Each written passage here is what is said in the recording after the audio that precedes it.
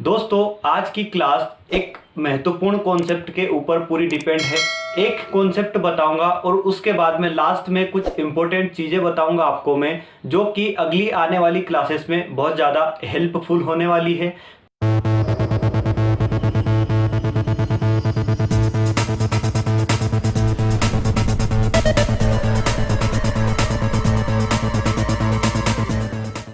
नमस्कार दोस्तों, स्वागत है आपका आपके अपने YouTube चैनल 2A क्लासेस में। मैं अरविंद मेवाड़ा। आज की क्लास में हम देखने वाले हैं बहुत ज़्यादा महत्वपूर्ण प्रश्न, उसके बाद में कॉन्सेप्ट और उसके बाद में मैं आपको बताऊंगा ट्रिक, और ट्रिक के साथ सारे कॉन्सेप्ट क्लियर करेंगे हम। आज की क्लास में एक ही कॉन्सेप्ट बताऊंगा सिर्फ, और देखेंगे लास्ट में, वीडियो के लास्ट में मैं आपको कुछ महत्वपूर्ण टिप्स दूंगा और कुछ महत्वपूर्ण फॉर्मूले आपको डिस्कस करने को दूंगा, जो कि अगले आने वाली क्लासेस में हमें बहुत ज़्यादा अति आवश्यक होने वाले हैं। चलिए दोस्तों समझते हैं कि क्या है वो महत्वपूर्ण कॉन्सेप्ट आज का। तो हम देखेंगे साथियों, यहाँ पर हमें दिया है औसत। मान लीजिए क्वेश्चन में गिवन होगा हमें किसी संख्या का, किन्हीं संख्याओं का औसत हमें गिवन होगा। ठीक है, किसी संख्याओं का औसत गिवन होगा और हमसे बोलेगा कि ये संख्या का औसत है। इसी संख्या में, इस संख्या में किसी दूसरी संख्या का जो संख्या हमने दूसरी संख्या मान ली y, ये संख्या मान ली x, इस संख्या में किसी संख्या का दूसरी संख्या का मल्टीप्लाई किया जाए तो औसत में क्या इफेक्ट पड़ेगा, औसत में क्या बदलाव आएगा। किसी संख्या का औसत गिवन है और उसी संख्या में अगर हमसे बोल दिया कि y जो संख्या है उसको जोड़ दिया जाए प्रत्येक संख्या में। ये जो संख्याएं दी है इनकी प्रत्येक संख्या में, जैसे हमसे क्वेश्चन में बोलता था कि हमें 1 2 3 4 5 6 7 ये संख्याएं दे रखी होती थी और यहाँ पर इसका औसत हमें फाइंड आउट करना होता था। तो हमसे यहाँ क्वेश्चन में बोलने का क्या मतलब है उसका, कि जो संख्याएं हैं इसका औसत दिया होगा हमें और हमसे बोलेगा कि इन संख्याओं में, इन प्रत्येक संख्याओं में किसी संख्या y मान ली, किसी संख्या का गुणा किया जाए तो औसत में क्या फर्क पड़ेगा, क्या इफेक्ट पड़ेगा, क्या बदलाव आएगा। इसी संख्या का, y संख्या का प्लस कर दिया जाए प्रत्येक संख्या में, इनमें, तो औसत में क्या फर्क पड़ेगा, औसत में क्या बदलाव आएगा। इसी संख्या में, इन्हीं प्रत्येक संख्याओं में y को हम माइनस कर दें तो औसत में, ये एवरेज जो है, एवरेज में क्या बदलाव आएगा। इन्हीं प्रत्येक संख्याओं में अगर किसी संख्या को भाग दिया जाए, प्रत्येक संख्या में किसी संख्या से भाग दिया जाए तो औसत में क्या बदलाव आएगा। तो हम ट्रिक के साथ देखेंगे इसको। साथियों आप 1 सेकंड में इसका आंसर निकालेंगे, तो वीडियो को आप देखते रहना। दोस्तों चलो देखते हैं, यहाँ पर दिया है, हमने लिखा है लैंग्वेज में इसको। यदि कुछ संख्याओं का औसत a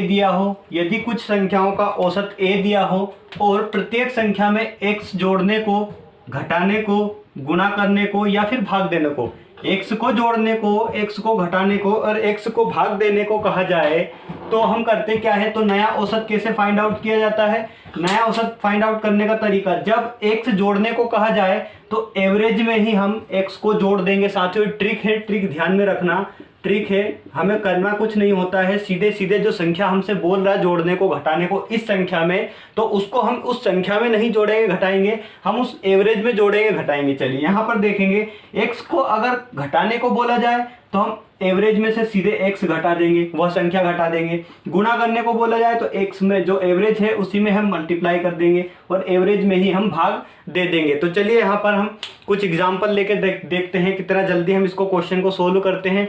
चलिए दोस्तों यहाँ पर दिया है हमें क्वेश्चन में, एग्जाम्पल हमने लिया कि यहाँ दिया है 6 संख्याओं का औसत 12 है। यदि प्रत्येक संख्या में से 2 घटा दिया जाए तो नया औसत क्या होगा। अब हमने ट्रिक देखा था, ट्रिक क्या था हमारा, ट्रिक क्या था कि जो भी औसत दिया हो, औसत हम लिखेंगे, मतलब यहाँ पर क्या लिखेंगे, औसत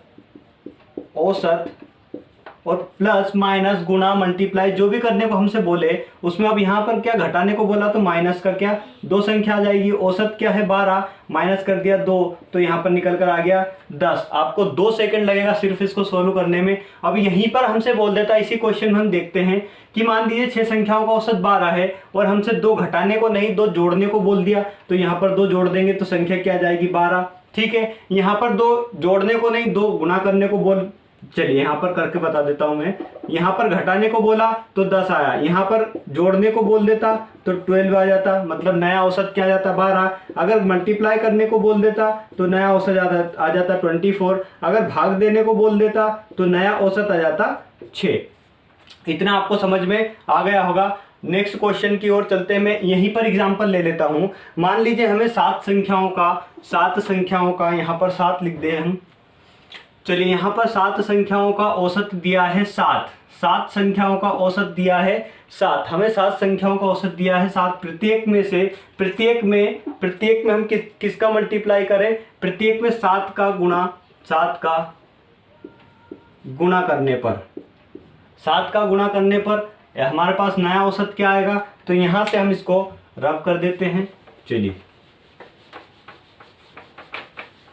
तो गुणा करने पर हमारे पास नया औसत क्या आएगा? औसत क्या था? 7 गुणा किससे करना है? 7 से, तो 49 हमारे पास निकल कर आ गया, जो कि हमारा राइट आंसर होगा। यहीं पर बोल दे कि मान लीजिए 7 संख्याएं औसत दे दिया, हमें 15 औसत दे दिया, और मान लीजिए 7 घटा दिया जाए तो नया औसत क्या हो जाएगा? तो 15 में से 7 अगर माइनस कर देंगे हम तो 7 दूने 14, 8 बचेगा, जो कि हमारा सही उत्तर होगा। आपको साथियों कितना समझ में आया होगा? अगर समझ में आया हो तो लाइक करते चलना। यहाँ पर मैं अब आपको, ये तो थी आज की क्लास जो कि बहुत शॉर्ट वीडियो था, और आज का जो कॉन्सेप्ट था बहुत ज़्यादा इजी था, लेकिन बहुत ज़्यादा भारी भरकम नंबर दिलाने वाला कॉन्सेप्ट है साथियों।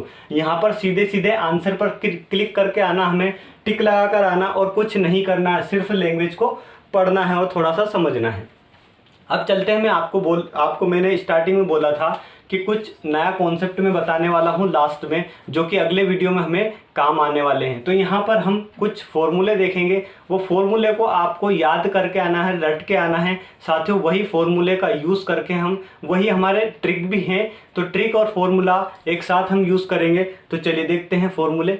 चलिए फ्रेंड्स, महत्वपूर्ण जो फॉर्मूले हैं हमारे, इंपॉर्टेंट फॉर्मूले, वो देखते हैं हम। ये अगले टॉपिक में, अगले वीडियो में, अगले लेक्चर में काम आने वाले हैं, तो इनको आप रट के याद कर लेना बिल्कुल।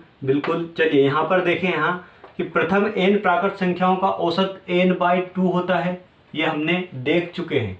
प्रथम n प्राकृत संख्याओं के वर्गों का औसत ये नहीं देखा है, आपको ये फॉर्मूला याद होना चाहिए। यहाँ पर लिखा है n+1 ब्रैकेट 2n+1/6। यहाँ पर वर्गों का योग है साथियों, वर्गों का औसत निकालना है प्रथम n प्राकृत संख्याओं का। यहाँ प्रथम n प्राकृत संख्याओं के घनों का औसत है, तो घनों का औसत क्या होता है? n × n+1 का स्क्वायर और अपॉन में 4, घनों का औसत। यहाँ पर लगातार n प्राकृत सम संख्याओं का औसत हम पढ़ चुके हैं। क्या था? n+1 सम संख्याओं में 1 प्लस कर देंगे, हमारा औसत निकल कर आ जाएगा। लगातार n विषम संख्याओं का औसत क्या था? n ही था, जो हमसे पूछा था वही हमारा आंसर था। लगातार n तक की पूर्ण सम संख्याओं का और पूर्ण संख्याओं का औसत था n/2, हमें उसमें 2 का डिवाइड देना था, वो हमारा आंसर निकल कर आया था, हम देख चुके थे पिछले। अब यहाँ पर देखें हम, लगातार n तक की, यहाँ पर तक लिखा है n तक की, ठीक है, वहाँ पर तक नहीं था, तो थोड़ा सा अलग कॉन्सेप्ट था। यहाँ पर देखना, लगातार n प्राकृत सम संख्याओं, लगातार n विषम संख्या, यहाँ लगातार n तक की दिया है, थोड़ा सा ध्यान रखना वर्ड पे। यहाँ पर दिया है 7th नंबर का है सम संख्याओं का औसत, लगातार n तक की सम संख्याओं का औसत n/2 + 1, मतलब इसको क्या लिख सकते हैं? इसको लिख सकते हैं n+2/2। ये फॉर्मूला नया हो सकता है, ठीक है, हो सकता है। क्या होगा इसका? यहाँ पर लिखा है लगातार n तक की विषम संख्याओं का औसत, n तक की विषम संख्याओं का औसत क्या? n+1/2। ये एक फॉर्मूला हमने यहाँ भी देखा है, और जो लिखा है n प्राकृत संख्याओं का औसत वो भी सेम ही होगा। नेक्स्ट और देखते हैं साथियों, 4-5 फॉर्मूले और हैं जिनको आपको याद रखना है, और अच्छे से याद रखना, क्योंकि आगे आने वाली क्लास इन पर बेस्ड है। उसके साथ में मैं आपको ट्रिक भी दूंगा। चलिए दोस्तों, लास्ट में हम कुछ इंपॉर्टेंट फैक्ट देख लेते हैं। यहाँ पर IMP फैक्ट की ओर चलते हैं। यहाँ पर लिखा है लगातार 50 विषम संख्याओं का औसत क्या होता है, हमसे पूछ रहा है। लेकिन हमें पता है कि जितनी भी संख्या हमसे लगातार विषम संख्या की बात बोल रहा है, तो जहाँ पर हमने पिछली क्लास में पढ़ा है लगातार विषम संख्या होती है तो ये n होता है, और जितनी संख्या हमें दी होती है उतनी ही संख्या उसका औसत होती है।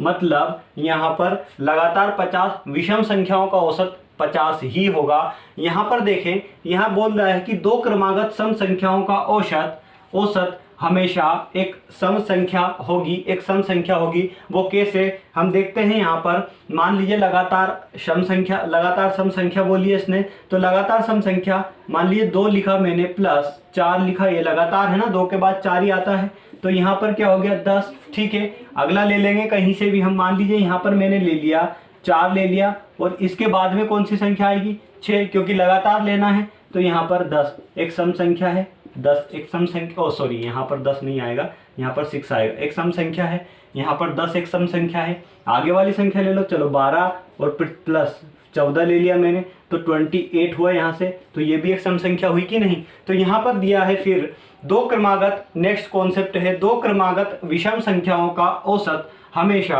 एक सम संख्या होगा, यहाँ भी सम संख्या होगा। दोनों कंडीशन में यही होगा कि लगातार सम संख्या हो या लगातार विषम संख्या हो, दोनों में ही सम संख्या होती है। अब इसको प्रूव करके देख लेते हैं हम। यहाँ पर विषम संख्या लेंगे, मान लीजिए 1 ले लिया, इसके बाद में कौन सी क्रमागत संख्या आती है 3, तो इनका एडिशन क्या होगा 4, सम संख्या है। चलिए यहाँ पर देख लिया मैंने 3 + 5 ले लिया 8, एक सम संख्या है।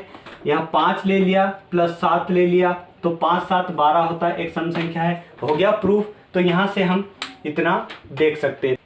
दोस्तों ये थी आज की क्लास। मैं समझता हूँ कि आपने एंजॉय किया होगा आज की छोटी सी क्लास में, और आज के कॉन्सेप्ट आपको अच्छे से समझ में आ गए होंगे।